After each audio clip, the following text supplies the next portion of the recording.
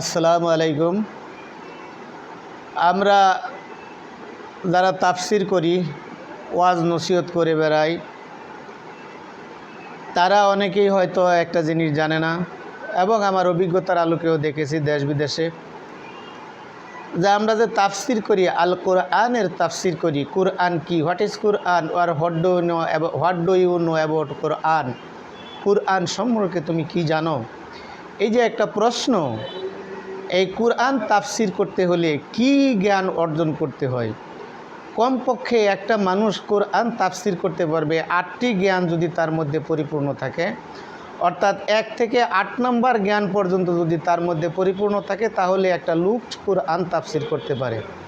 কোরআন তাফসির করতে গেলে যে সমস্ত বিষয় প্রথম জানতে হবে, তার মধ্যে প্রথম হলো ইলমে নাহু, দ্বিতীয় হলো ইলমে সরফ, তৃতীয় হলো ইলমে মান্তেক, চতুর্থ হলো ইলমে বালাগাত, পঞ্চম হলো ইলমে ফেকা, ষষ্ঠ হলো ইলমে হাদিস, সপ্তম হলো ইলমে তাফসির, এবং অষ্টম হলো ইলমে আকায়েদ।